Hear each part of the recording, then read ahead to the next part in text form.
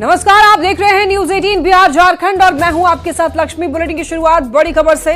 आज रांची आने वाले हैं केंद्रीय गृह मंत्री अमित शाह। बीजेपी की बैठक में शामिल होंगे।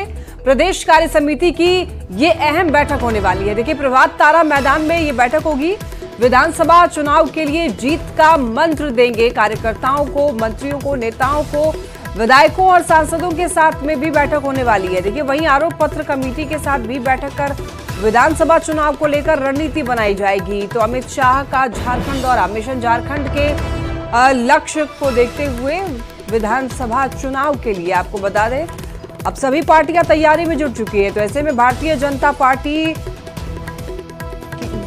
पार्टी में भी अब आपको बता दें कि तमाम रणनीति बनाने में जुट चुकी है। और इसी क्रम में गृह मंत्री अमित शाह झारखंड आज पहुंच रहे हैं। बैठक होने वाली है। विधानसभा चुनाव को लेकर रणनीति बनाई जाएगी, चर्चा की जाएगी। संगठन की मजबूती को लेकर के खास तौर पर चर्चा की जाएगी। देखिए, कुछ ही महीनों के बाद झारखंड में विधानसभा चुनाव होने हैं और यहां पर बीजेपी जी तोड़ मेहनत कर रही है। देखिए, एसटी सीटों को साधने की कोशिश बीजेपी की तरफ से लोकसभा चुनाव में यहां पर अच्छे परिणाम नहीं मिले थे और इसी वजह से यहां पर एसटी वोट बैंक को वापस लाने की तैयारी में बीजेपी जुट चुकी है।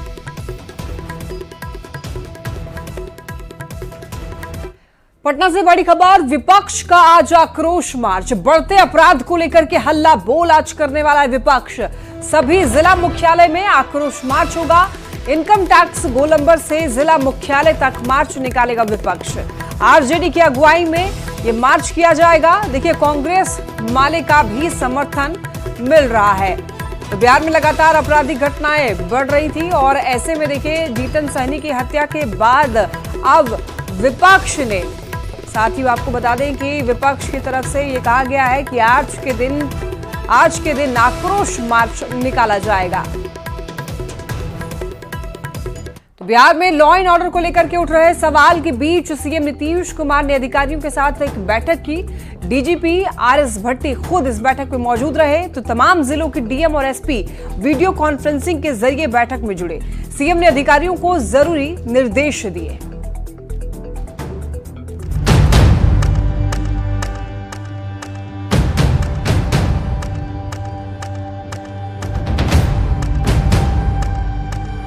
अपराध पर हो रहे सियासी हल्ला गुल्ला के बीच सीएम नीतीश कुमार ने लॉ एंड ऑर्डर पर बड़ी समीक्षा बैठक की। बैठक में डीजीपी के साथ लॉ एंड ऑर्डर से जुड़े सीनियर अधिकारी मौजूद रहे। साथ ही वीडियो कॉन्फ्रेंसिंग के जरिए सभी जिलों के डीएम और एसपी बैठक में जुड़े। करीब 1.5 घंटे तक चली बैठक में सीएम नीतीश ने क्राइम कंट्रोल को लेकर कई निर्देश दिए। वहीं बैठक में बिहार पुलिस मुख्यालय की तरफ से मुख्यमंत्री को ग्राउंड लेवल पर लिए गए एक्शन दिखाए गए। अधिकारियों ने राजधानी पटना में डायल 112 के जरिए क्राइम कंट्रोल के लिए उठाए जा रहे कदमों की जानकारी मुख्यमंत्री को दी। मुख्यमंत्री ने रंगदारी के मामले पर भी फीडबैक लिया। बिहार पुलिस मुख्यालय ने रंगदारी की घटनाओं में कमी का आंकड़ा पेश किया। बिहार पुलिस मुख्यालय की तरफ से मुख्यमंत्री को यह बताया गया कि किस तरीके से आपराधिक घटनाओं में कमी आई है। बिहार पुलिस हेडक्वार्टर की तरफ से जो इंस्ट्रक्शंस दिए गए थे उसको कैसे ग्राउंड लेवल पर एक्शन में लाया गया है, उस इंस्ट्रक्शंस को। इसके अलावा ऑर्गेनाइज क्राइम के पैटर्न पर भी चर्चा हुई और यह बताया गया है कि ऑर्गेनाइज क्राइम का जो पैटर्न रहा है उससे किस तरीके से बिहार पुलिस जीरो में निपटी है और कैसे कई कांडों का खुलासा किया गया है। हाल के दिनों में बिहार में हुई आपराधिक वारदातों को लेकर जमकर सियासत हो रही है। वीआईपी के मुखिया मुकेश सहनी के पिता जीतन सहनी की हत्या के बाद अपराध पर सियासत और तेज हो गई। यहां तक कि विपक्ष ने 20 जुलाई को विरोध मार्च निकालने का ऐलान तक कर दिया। वैसे पुलिस ने 48 घंटे के अंदर जीतन सहनी हत्याकांड के मुख्य आरोपी की गिरफ्तारी कर पुलिस ने हत्याकांड का खुलासा कर दिया। नीतीश कुमार ने कानून व्यवस्था पर समीक्षा बैठक कर एक बार फिर यह साफ कर दिया कि क्राइम पर उनकी सरकार की जीरो टॉलरेंस की नीति पहले भी थी और आगे भी अपराधियों को छोड़ा नहीं जाएगा। लगातार विपक्ष सवाल उठा रहा था और ऐसे में सरकार जो है वो अपने को गंभीर बता रही है। पुलिस मुख्यालय भी अपने तरफ से यह बता रहा है कि ऑर्गेनाइज क्राइम का जो पैटर्न है उसमें कमी आई है बिहार में। न्यूज 18 के लिए पटना से संजय कुमार और शैलेंद्र कुमार की रिपोर्ट। बिहार में बढ़ते अपराध पर जहां विपक्ष आज प्रतिरोध मार्च निकालने जा रहा है, तो वहीं सीएम नीतीश कुमार ने सीएम हाउस में समीक्षा बैठक की। सीएम नीतीश ने क्राइम कंट्रोल को लेकर अहम निर्देश दिए, लेकिन बिहार में क्राइम पर जमकर सियासत हो रही है। बिहार में बढ़ते अपराध सबको भयभीत कर दिया है, हर लोग थर्राया हुआ है। जो लोग जंगल राज को स्थापित किया, आज वही जंगल राज पर बोल रहे हैं। 2025 चुनाव के पहले बिहार में क्राइम सबसे बड़ा सियासी मुद्दा बना हुआ है। विपक्ष के नेता हालिया अपराध की घटनाओं को गिनाकर सरकार पर निशाना साध रहे हैं। लेकिन बिहार में बढ़ते अपराध ने सबको भयभीत कर दिया है, हर लोग थर्राया हुआ है, न जाने कब क्या हो जाए। तो सत्ता पक्ष के नेता उस वक्त की याद दिला रहे हैं जब आरजेडी की सरकार थी। 1 दर्जन ऐसे सामूहिक हत्याकांड हैं जो लालू जी के दुशासन काल में हुए हैं। शासन तो कहना शासन का अपमान करना है, जिसमें कई सौ लोगों की सामूहिक हत्या हुई है। सियासत की महिमा देखिए, अपराध हो रहे हैं तो विपक्ष सवाल उठा रहा है। अपराध को रोकने के लिए सीएम बैठक कर रहे हैं तो भी विपक्ष सवाल उठा रहा है। समीक्षा बैठक से क्या होगा? कोई आप जवाबदेही तय करते ही नहीं। विपक्ष अपराध पर सीएम की समीक्षा बैठक पर निशाना साध रहा है तो सत्ता पक्ष के नेता विपक्ष के विरोध मार्च पर सवाल खड़े कर रहे हैं। उनका जो इतिहास है वह आपराधिक पृष्ठभूमि वाले लोगों को संरक्षण देने और पोषण करने का है। सत्ताधारी दलों के नेताओं का कहना है कि सरकार अपराध पर लगाम लगाने को प्रतिबद्ध है और बिहार में अपराधियों की खैर। मैं मुख्यमंत्री को धन्यवाद देता हूं कि उन्होंने जिस कदर से लॉ एंड ऑर्डर के लिए चिंता व्यक्त की है और समीक्षा कर रहे हैं, इसी से सुधार होगी। जंगल राज लालू जी का था, जंगल राज तेजस्वी जी भी अपराधियों को संरक्षण देने का काम करते हैं। बिहार में क्राइम हमेशा से सियासत का बड़ा मुद्दा रहा है। बढ़ते अपराध को मुद्दा बनाकर ही नीतीश सरकार 2005 में सत्ता में आए थे और लालू प्रसाद की पार्टी आरजेडी सत्ता से बाहर हुई थी। अब विपक्ष, खास करके आरजेडी, उसी हथियार के सहारे सत्ता में वापसी का सपना देख रहा है। न्यूज़ 18 के लिए पटना से शैलेंद्र कुमार और दिल्ली से अमितेश कुमार सिंह के साथ ब्यूरो रिपोर्ट। रांची में एक बार फिर अपराध का तांडव देखने को मिला है और गोड़ा थाना इलाके में एक युवक की गोली मारकर हत्या कर दी गई। मृतक की पहचान अभिषेक कुमार सिंह के तौर पर हुई है। बताया जा रहा है कि अभिषेक अपने दोस्त प्रिंस के साथ हरमू नदी फल मंडी के पास में पहुंचा था, लेकिन इस दौरान नशा तस्करों ने लूटपाट की कोशिश की और विरोध करने पर उन्होंने अभिषेक को गोली मार दी। दूसरे युवक ने भागकर किसी तरीके से अपनी जान बचाई। देखिए, इस मामले में फिलहाल पुलिस पूरे मामले की जांच में जुट चुकी है। कुछ संदिग्ध को हिरासत में लेकर पूछताछ भी की जा रही है। तो ऐसे में देखिए, न्यूज़ 18 सवाल पूछता है। न्यूज़ 18 के सवाल है कि आखिर रांची में अपराधियों के तांडव ने कानून व्यवस्था पर सवाल खड़े कर दिए हैं और सवाल ये कि आखिर राजधानी में अपराधियों का बोलबाला क्यों है। नशा तस्करों के खिलाफ सख्त एक्शन कब तक होगा, कब सरकार की तरफ से एक्शन लिया जाएगा, जनता की सुरक्षा की गारंटी आखिर कौन देगा। न्यूज़ 18 के ये सवाल है। इस मामले के बाद न्यूज़ 18 ये सवाल पूछता है कि अपराधियों का बोलबाला आखिर क्यों है, अपराधियों के हौसले इतने बुलंद क्यों हैं।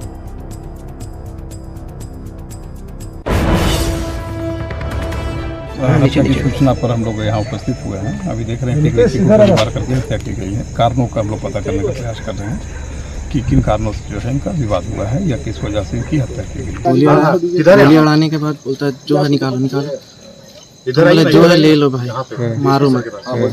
हाथ खड़ा कर दिया, आगे 2 मोबाइल था मेरा, दोनों मोबाइल निकाला, पीछे पर्स था वो निकाला, फिर उसके निकालने के बाद उससे भी मांग रहा था, वो नहीं दे रहे करते करते ऊपर तक चढ़ा। इन लोग नहीं दे रहा था, छीना झपटी, फिर से छीना उठा रहा था, फिर उसके बाद उसको मारा, आवाज किया। खबर ईडी के एक्शन से जुड़ी हुई है। जानी मानी निर्माण कंपनी एसपी सिंगला कंस्ट्रक्शन के पटना स्थित ठिकाने पर ईडी की कार्रवाई पूरी हुई। बोरिंग रोड क्षेत्रीय कार्यालय और बेली रोड स्थित प्रोजेक्ट कार्यालय में शुक्रवार को ईडी ने छानबीन की, जहां से कई महत्वपूर्ण दस्तावेज, कंप्यूटर के हार्ड डिस्क और पेन ड्राइव भी जब्त किए गए हैं। ईडी ने दिल्ली और पंचकुला में भी कई ठिकानों पर छापेमारी की। ये पूरा मामला पूर्व विधायक गुलाब यादव और IAS संजीव हंस से जुड़ा हुआ है। आज की तारीख में SP सिंगला कंपनी बिहार में 8 बड़े पुल का निर्माण कर रही है और जब IAS संजीव हंस पुल निर्माण निगम के MD थे तभी कंपनी के साथ अवैध लेन देन का मामला सामने आया था।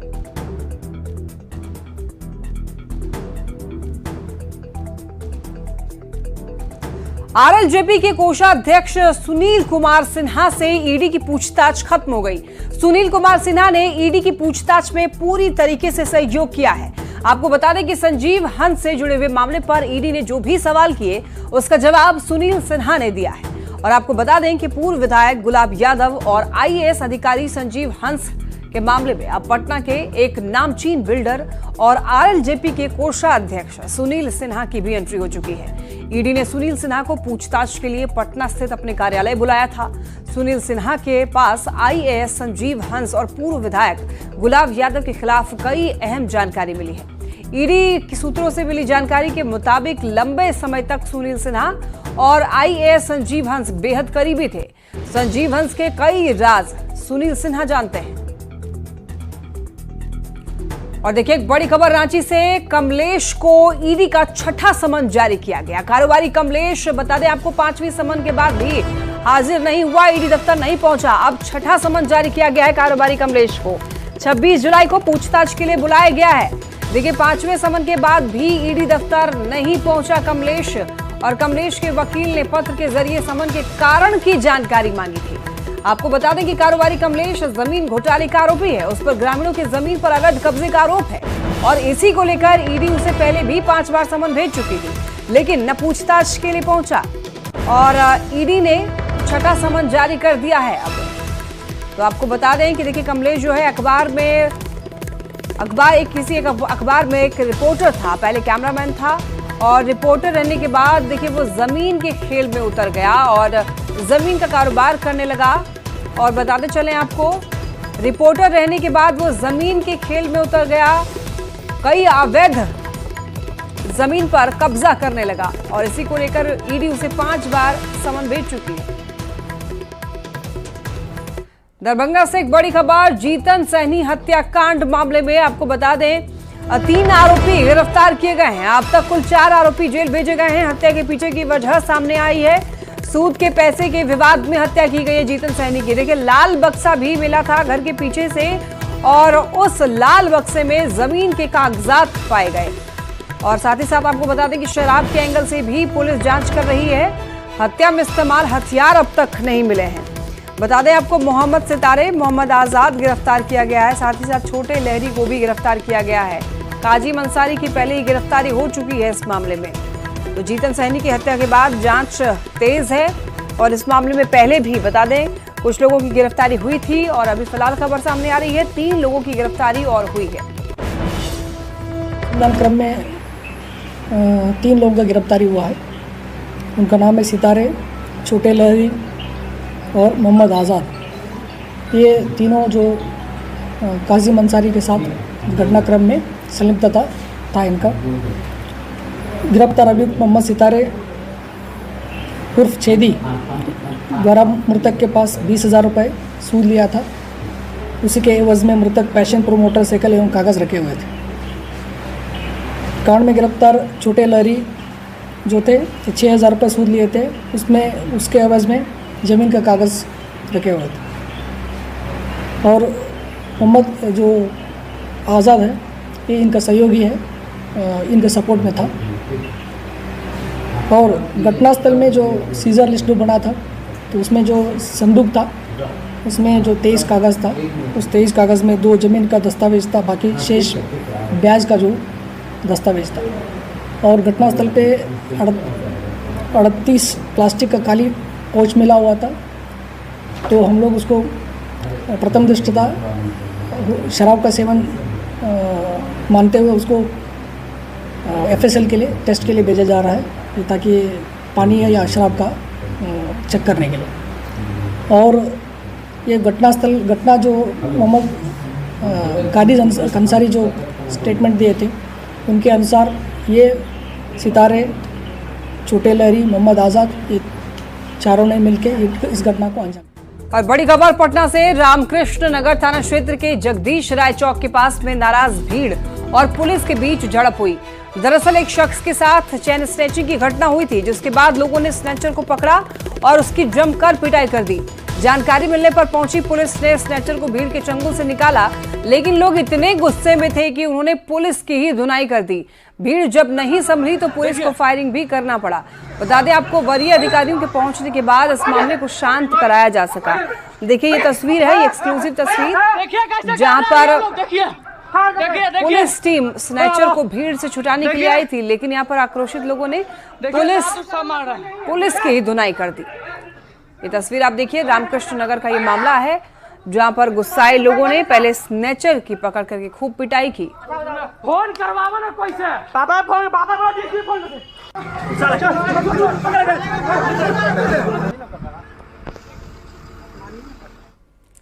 खबर बेगूसराय से है, जहां पर बीरपुर थाना क्षेत्र के पबड़ा ढाब घाट के बूढ़ी गंडक नदी में 4 बच्चों की डूबने से मौत हो गई। परिवार वालों ने चारों शवों को बरामद किया। बताया जा रहा है कि सभी बच्चे स्कूल से लौटने के बाद बूढ़ी गंडक नदी में नहाने के लिए गए हुए थे। इसी समय ये हादसा हुआ। सभी बच्चे एक ही परिवार के थे।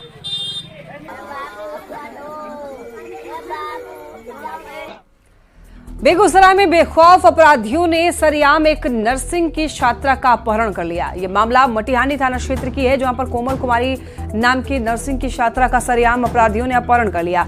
परिवार वालों का कहना है कि कोमल कुमारी अपने दरवाजे पर टहल रही थी। उसी समय एक बाइक से 2 अपराधी पहले आए। इसके बाद कुछ ही देर के बाद एक कार लेकर तकरीबन 5 की संख्या में अपराधी पहुंचे और घात लगाकर बैठे रहे।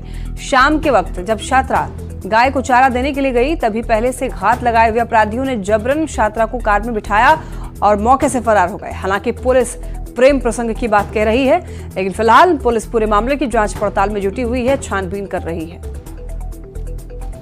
स्लो लेके आया तो मतलब ऐसे दीदी थी अंदर, मतलब जब अपाची से लेके आया था तो दीदी थी बाहर में, तो फिर दीदी अंदर चली गई तो मम्मी बोली दीदी को कि जाओ डेरा पे थोड़ा कुट्टी दे दो। तो दीदी गई तो ये उसी टाइम मुझसे मतलब 5 मिनट पहले बेलिनो लेके गुजरा। तो फिर मम्मी लोग गई तो मम्मी लोग हमको कुछ नहीं बताई। तो फिर हमको वीडियो कॉल किए, वो मतलब बता रहे थे। पीछा से गेट खोलक, हम घाटला रहे तो भेजलिए, कहलिए गैया को कुट्टी दै लग छा, कुट्टी दै गए। बस ओने 2-3 गो रहे खड़ा, वो अल बस ओकरा में लटक गए। हमें फिर गेलिए निकल के देखलिए कुत्ता चिकरा लगल। कुत्ता जब चिकरा लगल तो हम ओकरा पकड़े लेलिए। बस ओकरा हाथ में रहे पिस्तौल सटैने, हमें फिर घुर के घर चले गए। हमने लोग सब कह कोमल कुमारी है, पिता का नाम सुधीर कुमार। इस तरह की सूचना आ रही थी कि उनकी किडनैपिंग हो गई है, लेकिन अभी घटनास्थल से आने से पता चलता है कि प्रथम दृष्टया ये प्रेम प्रसंग का मामला प्रतीत हो रहा है। बिहार की नदियां इन दिनों उफनाई हुई है। नदी में पानी के तेज बहाव से तटीय इलाकों में कटाव भी जारी है। हाल ही में कई पुलिये नदी में समा चुके हैं, पर आपको पश्चिम चंपारण का एक ऐसा पुल दिखाते हैं जो सालों से अप्रोच पथ की बाट जो रहा है। बीच नदी बगैर अप्रोच पथ के खड़े इस पुल की आखिर क्या कहानी है, इस रिपोर्ट के जरिए समझिए।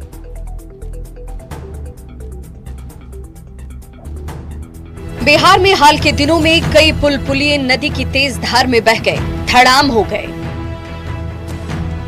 आए दिन पुलों की कहानी सामने आ रही है, पर आज हम आपको पश्चिम चंपारण के एक अजूबे पुल की कहानी बता रहे हैं, जो बीच नदी में अटका पड़ा है।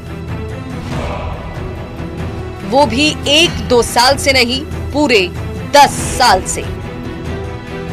बिहार में पुलों के ध्वस्त होने की कई कहानियां तो जरूर है, लेकिन बगहा में एक अजूबा पुल भी है, जो गंडक नदी की बीच धारे में लटकता हुआ पुल है। आप देख सकते हैं तस्वीरें, और इसकी कहानी भी कुछ अलग है। अप्रोच पथ के लिए 10 साल से इंतजार में खड़ा ये पुल पश्चिम चंपारण के मंगलपुर में है।